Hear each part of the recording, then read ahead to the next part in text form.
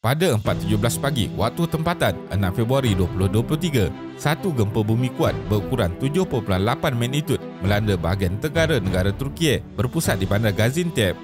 7 lagi bandar berdekatan mengalami kemusnahan selain wilayah yang luas di utara Syria. Ianya adalah antara gempa bumi terkuat yang pernah melanda Turki pada abad ini. Juga salah satu bencana alam yang sangat tragis di mana kawasan padat dengan bangunan penduduk ranap sekelip mata.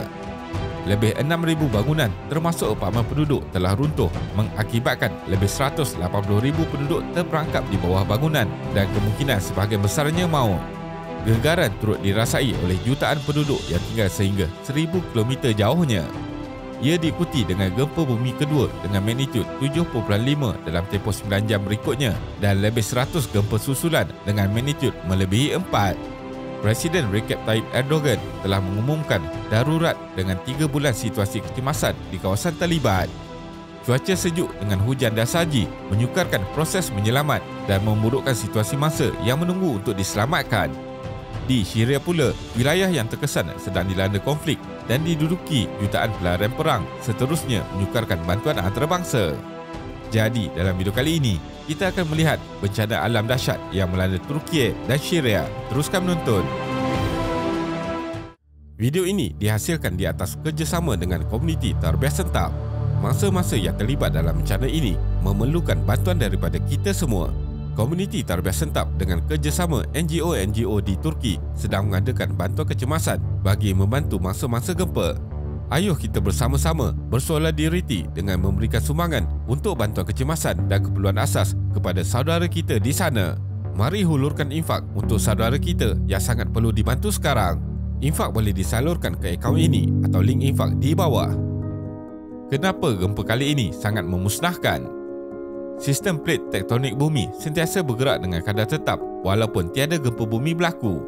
Contohnya, plate Anatolia iaitu di atasnya terletaknya sebahagian besar negara Turki bergerak sebanyak 22 meter setahun seperti dicerap oleh satelit.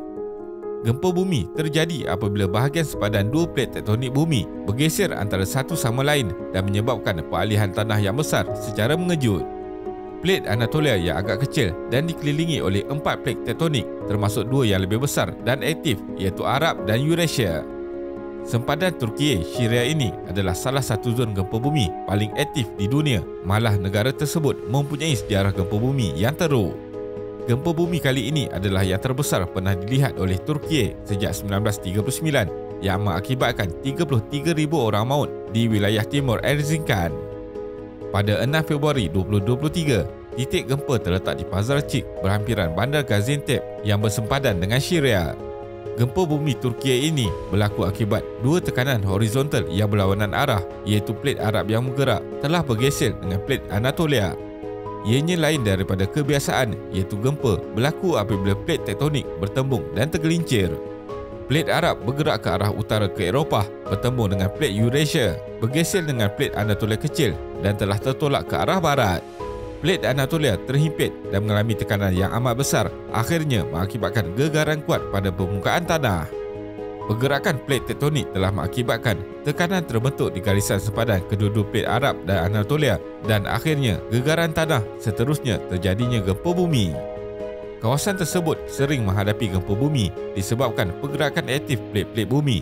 Akan tetapi pada 6 Februari lalu, tekanan akibat geseran adalah tersangat besar dan tenaga dilepaskan bersifat memusnahkan. Pusat gempa yang hanya berkedalaman 17.6 km juga faktor penting menyebabkan gelombang seismik atau gelombang gempa dengan gegaran kuat menimpa kawasan yang sangat luas. Menurut Pusat Geologi Amerika Syarikat, hanya 3 gempa bumi yang melebihi magnitud 6 berlaku dalam lingkungan jarak 250 km dari kawasan tersebut sejak tahun 1970. Dengan magnitud 7.8 gempa yang berlaku, ianya melepaskan 2 kali ganda tenaga berbanding gempa yang berlaku pada tahun 1999 dengan magnitud 7.6. Magnitud 7.8 ini juga mengeluarkan 16,000 lebih banyak tenaga daripada magnitud 5 yang biasa berlaku di kawasan ini. Skala 7 dikira gempa bumi major, manakala skala 6 dikira sebagai gempa bumi sederhana.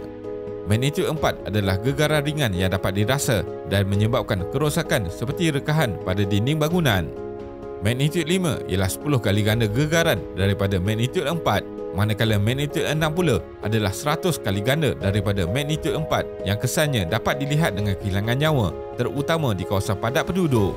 Pada 6 hingga 7 Februari, terdapat 81 gempa bermagnitudo 4, 20 gempa bermagnitudo 5, 3 gempa bermagnitudo 6 dan 2 gempa bermagnitudo 7 dikesan di Tenggara Turkiye.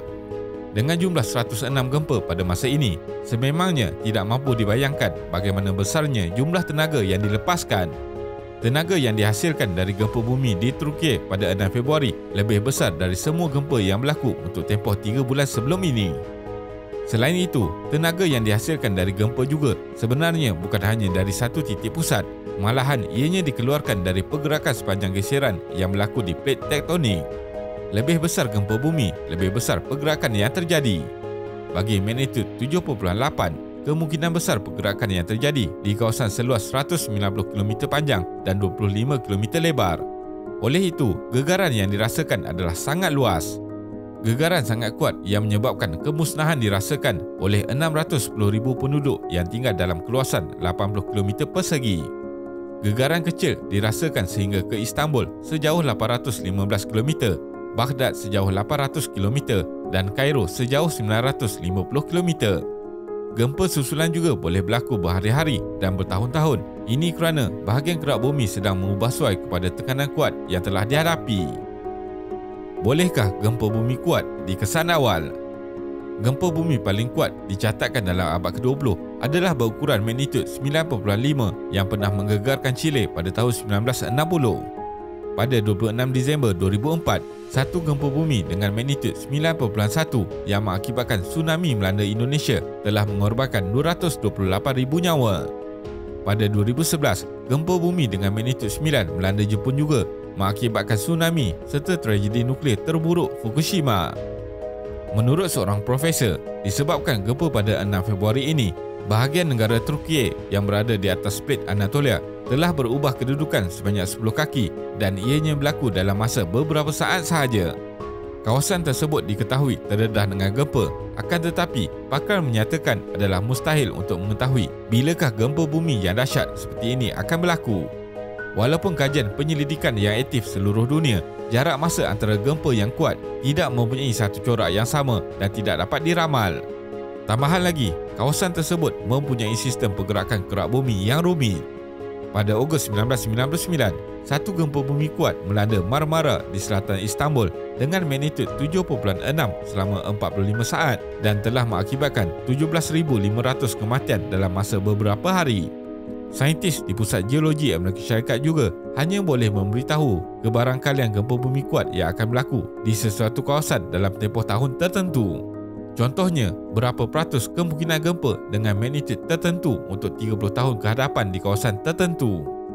Jepun ialah negara yang berada di lingkaran api Pasifik dan berada di atas pertemuan 4 plet tektonik bumi yang sentiasa bergerak. Jepun mempunyai bilangan gempa paling banyak di dunia setiap tahun, iaitu sebanyak 1,500 dan memiliki sistem pengesanan paling canggih di dunia, juga tidak boleh meramal bencana alam ini. Apa yang dapat dilakukan ialah memasang ribuan pengesan sensor bernilai jutaan dolar di 4 buah pulau utamanya untuk mengesan gelombang awal sebelum berlakunya gegaran yang boleh memusnahkan. Oleh itu, amaran awal akan dihebahkan kepada semua penduduk untuk mencari perlindungan secepat mungkin.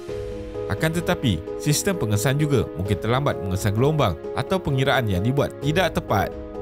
Gempa bumi adalah sangat kompleks dan saintis tidak mempunyai pengetahuan yang cukup tentang proses yang berlaku di dalam bumi.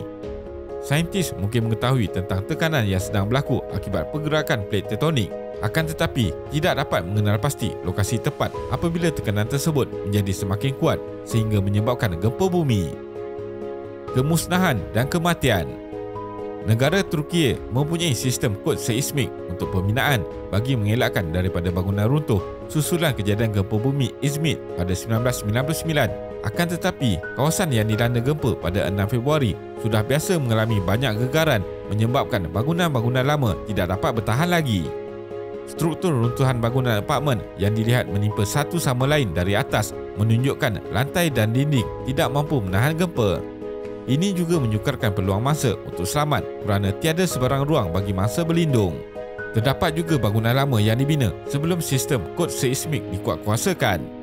Di Turki, pasukan penyelamat bergelut dalam cuaca sejuk melampau untuk sampai kepada mangsa yang terperangkap di bawah runtuhan. Menurut seorang pakar dalam bencana dan kesihatan di University College London, peluang untuk mangsa ditemui selamat adalah dalam masa 72 jam pertama. Akan tetapi, setiap nyawa adalah penting kerana tidak mustahil mangsa masih bertahan setelah beberapa hari. Mangsa adalah musuh utama dalam usaha mencari dan menyelamat. Mangsa terdiri daripada mereka yang cedera parah, dihempak bangunan atau mengalami pendarahan teruk, tertimbus dalam celahan batuan bangunan dan mengalami kesejukan akibat suhu di bawah takat beku pada waktu malam. Jutaan mangsa yang selamat juga kehilangan tempat tinggal dan kekurangan bekalan asas serta terpaksa menghadapi cuaca sejuk. PBB menganggarkan jumlah keseluruhan mangsa terkesan dengan bencana ini adalah 23 juta orang. Presiden Erdogan telah meminta bantuan antarabangsa dan 45 negara bersetuju menghantar misi bantuan untuk membantu negara Turki ketika ini.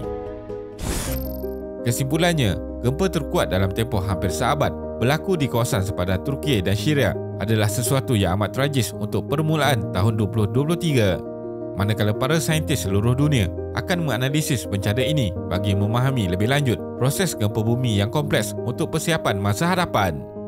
Terima kasih kerana menonton dan jangan lupa subscribe. Jumpa lagi.